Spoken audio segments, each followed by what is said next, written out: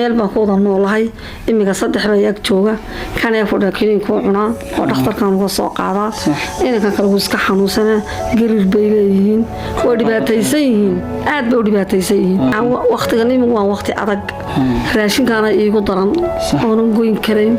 saqiirkaan in ooyay in hadlayn in juuqayn in jabaqayn ee adigu wax kaa sugaya wada xanuunsana gelin si u leeyihiin dhixdu way xanuunsanayaan lambarkaygu 427 بسم الله الرحمن الرحيم maanta waxaanu waraysi ka qaadi doonaa oo doonayaan xaaladeeda in ku ogaano Saynab Xasan Obsiye oo ah hooyo Soomaaliyeed waxa ay guriga ku haysaa hooyadeed oo aad u daaweyn sidoo kale walaalaheed oo xanuunsanaya marka hore waxay ahaayeen 7 laakiin mid baa dhintay Allah u naxariistay imika waa 6 marka ka hor dhici maayo insha Allah iyada inaga warami doonta ahwaasha Saynab baa la yiraahdo sidoo kale idin sheegay 7 haayeen baa geeriyooday 6 kala nool 6 kala caafimaad daro maxay ahayd tacdaro Itaaliyari maxay awood ma haystaan fadda degan wax dibadagaal yiraahdo waa xaafad fog meel cid ay ku taala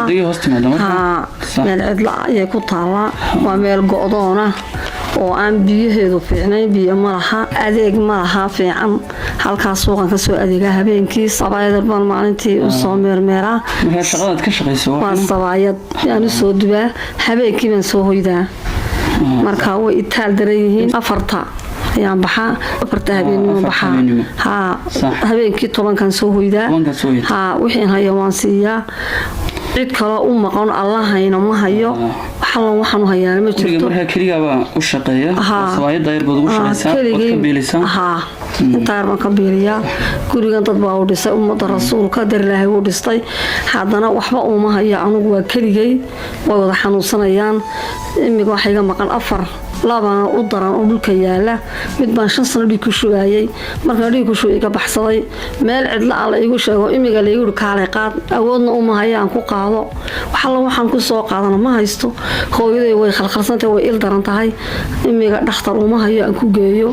way iska itaal dareeyeen xoog male xoolo male dhiga male aqli male wax male waa ciyaal weynaaday waana wada saqiir wixii Allah keenay Ilaahay baa keenay waa alxamdulillah wixii Allah keeno alaan nahay meel baan ku wada noolahay imiga saddex bay ag jooga kan ee fadhiya kiniinka cunaa oo dhakhtarkan uga soo qaadaa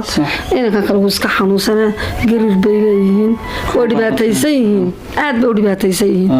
Allah raxmaanka gargaar ka sugaya ummada walaalahay mooyeen cid kale ma garanayo waqtigan imiga waa waqti adag raashinkaana iigu daran oonan goyn karayn biyihii haddii aan la tacaalo biyaha raashinka iyo laydhka inta iigu daran waa inta kale Ilaahay hadduu soo siiyo wala soo taxaalaa samaanta waxa iigu waya badan raashinka aradkooda way qaawan yihiin way aradan yihiin ceebtooda dhulka maraysa Ilaahay baa soo gargaari iyo ummada rasuulka haddii aan helo biyaha iyo qudaro dirq ugu soo helo wax kale ma heli karo haween caafimaad daro imiga caafimaad daro haysata way cagaagan yihiin way aradan yihiin dharka xidhan lahaayeen way cagaageen way aradan iyo caafimaad daro la soo korodhay meel fog baan jooga gaariga wax iga qaata 2 jeer 100 kun oo laana awood uma hayo aan ku soo qaado awood alla awood ku haya Ilaahay baa xalkayga ma inta ara sabaayada maalintii waxaan soo helaa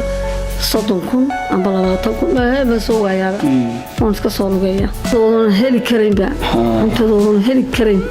ya caafimaad daroon heli karin inta iigu daran waa inta meel fogna waan joogaa meel fog oo magaalada ka baxsan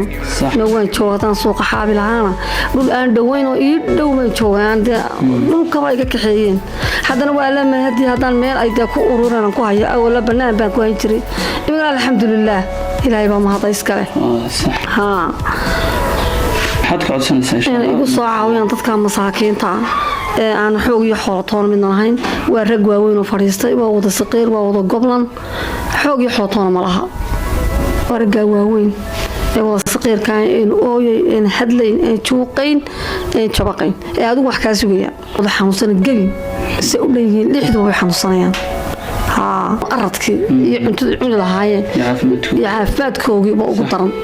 awoodan gaar ku kaxaystan ma haysto hooyo sabadeed ma ku meermeera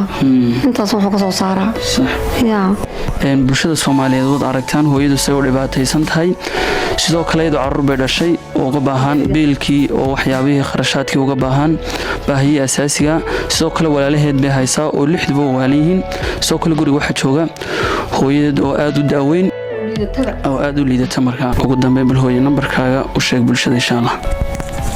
waxa weeyaan hooyo lambarkaygu 4278259 weeyaan